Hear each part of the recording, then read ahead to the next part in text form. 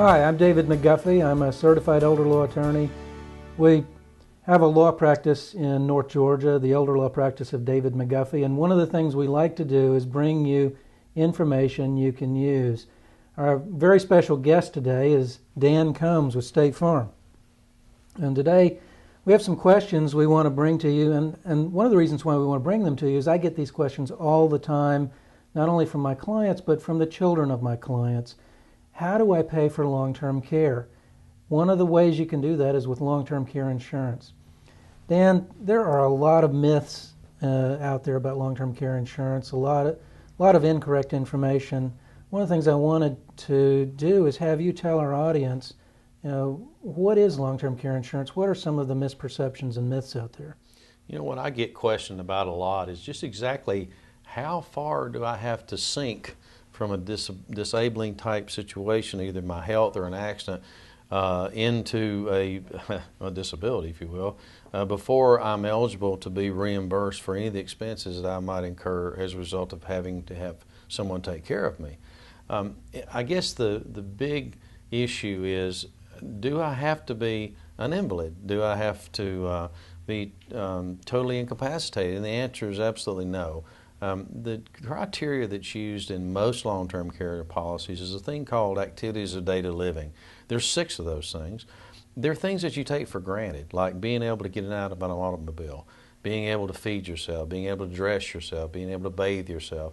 And most policies, if they're qualified, will tell you that you're eligible for reimbursement if you can't do any 2 of those 6. So it's really a very simple process, and most of those diagnoses would come from your own doctor to be able to tell you if you couldn't do those things. And one of the reasons why this is important, we skipped over this at the beginning, I guess, but long-term care is that time in your life, that autumn in your life when you're trying to stay home or trying to stay where you want to be, and you might need some support to get through the day. And that's what this product helps provide as a funding mechanism so you can get that support and be where you want to be. That's exactly right. One of the major changes in the way policies have been manufactured, if you will, of late, includes the ability of the insured to stay in their own home. The restrictions on who can provide the care are still there. They're not. They're really not insurmountable. The things you have to go through to become certified to provide that care, but there will be some activities that you have to go through as a caregiver. But the most important thing is, in the autumn of your life, you can stay in familiar surroundings in your home and receive the care and be reimbursed for the expenses that you incur.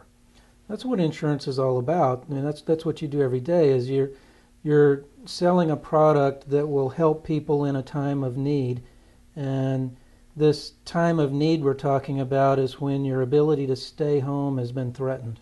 Absolutely. You get to a point where, as we see it from time to time with actual insureds who become patients and later end up either having someone come to their home and take care of them or going to a facility, a long-term care facility, is that sometimes they fail to take their medicine regimen, okay? Or they fail to feed themselves, or they fail to bathe themselves, or they fall and they can't get up. Oh, sorry, that was almost cliche, wasn't it? But those are the things that people become concerned about, and that's when the red flags go up. And the children are usually the ones that begin to make the move to move this person to a facility so someone can make sure that they do get their medication or their food or their bathe regularly, or certainly that someone comes to their home to help with those duties. And one of the questions people ask me regularly is, what can I do to protect my children? One of the things you can do to protect your children is put one of these policies in place so that your children will have the help they need to take care of you in the autumn of your life. The thing that I think about too is you'd like to remember the elderly in a very favorable mood, or mode, if you will, or favorable light, I guess is the word I'm looking for. If that memory includes you having to do some very unpleasant things just for their physical upkeep and maintenance, then that's certainly not the way they want to be remembered or that the parents want to be remembered. Well, we're going to our next segment. We'll be right back with you in a couple minutes.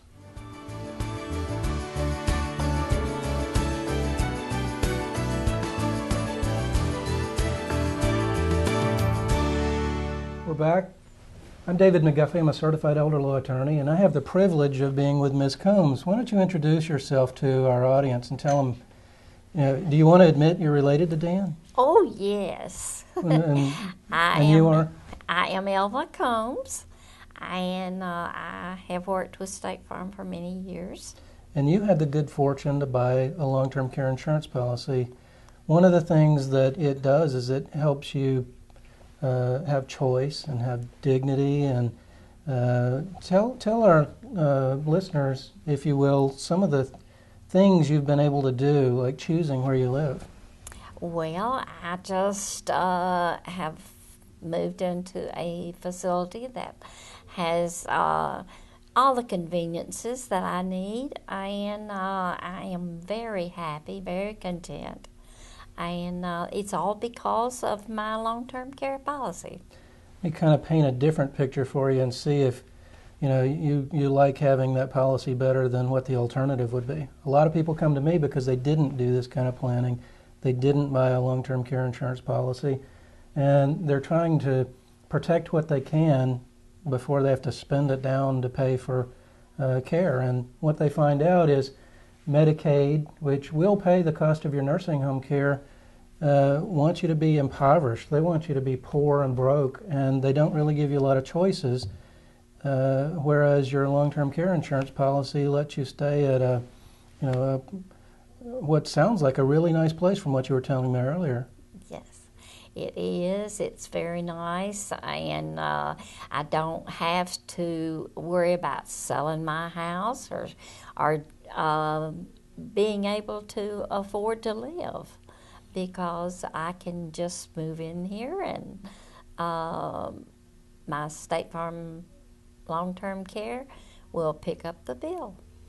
One of the things the research tells us, people who are aging and who are concerned, they care about independence, they care about dignity, they care about keeping control over their life.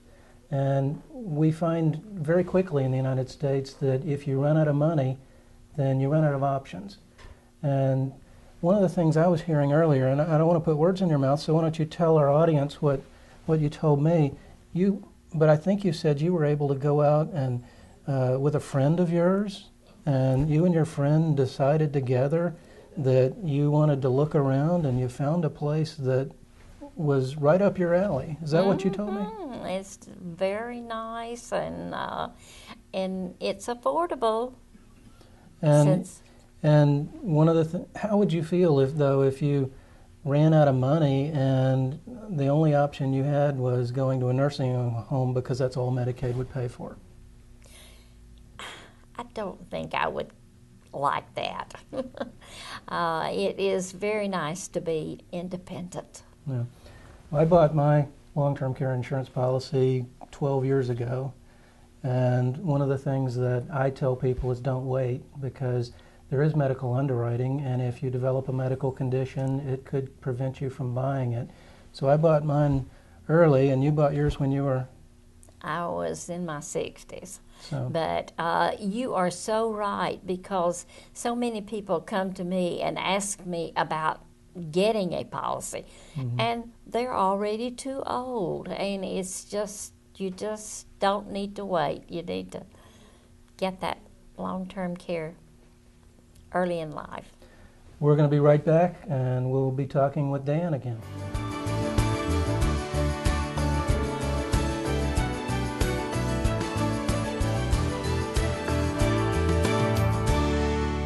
Okay, we're back now with Dave McGuffey of Elder Law, and I understand you had a conversation with a real-life resident of a long-term care facility. With your mom? Yeah, my mom. And she talked to you about things maybe involving how long she'd had her long-term care? She did. One of the things we haven't discussed, or maybe you and Brandon discussed earlier, I don't know, long-term care insurance pays for when you need long-term care. And what is that? It's when you're frail, or when you have a dementia, or when you can't do what we call activities of daily living. And that's when it gets expensive. That's when we start looking at what resources do you have so you can stay home or stay in a place where you want to be. Home is where you want to be. It's not necessarily a house. but your mom said this is where I wanted to be. She talked about the fact that she and a friend had gone and picked out a place, and it was the place for them. That is home. That's what long-term care insurance can give you.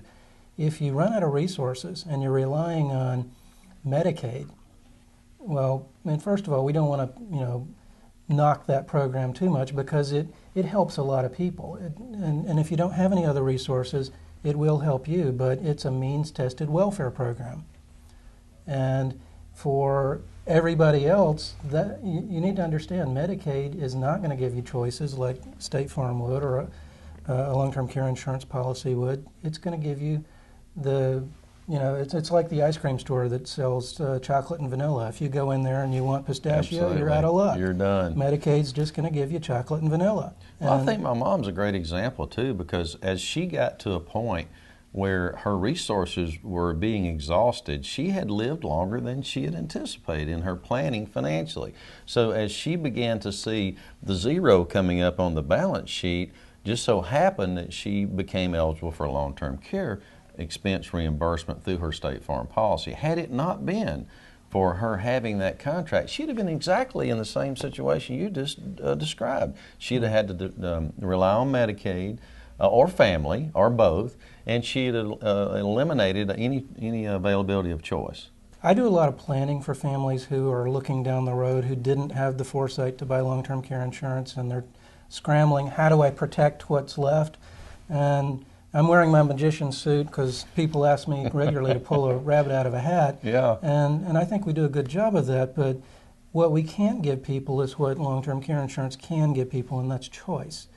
Because even though we're protecting someone's estate, trying to prevent you from losing everything For paying the for legacy. long-term care, Yeah. the reality is, we're not going to be able to give people like your mom the choices that she would have, because even though I can protect some money, I can't print more money. Yeah, absolutely. And that's what an insurance policy is going to do. Basically, you've paid the insurance company a premium over a period of time, and if you need help, they're going to pay the bill. And the percentage of people that end up in a long-term care facility before they die is almost 80%, David. 78% actually. The statistics do tell us that about 70 to 80% of people will spend some time in a long-term care Yes. facility. But when we're talking about people that spend a substantial amount of time, it's closer to 1/3 of individuals in their mid-70s. Yes. But that's a pretty sizable percentage. And if you get to your mid-80s, it's more like 50%. So it's Right. a coin toss. Right. And the reality is your coin toss can mean the difference between having resources, not having resources. It can mean the difference between leaving a legacy, not leaving a legacy. It can mean the difference between living where you want to live and living where you have to live. Isn't it just the most wonderful thing, though? If you think about what long-term care expense reimbursement comes to, it gives you the opportunity to finish up your life with dignity and the way you want to. David, thank you. Thank you. you. A sincere pleasure visiting with you today. I look forward to talking to you soon. And Take care. thank you.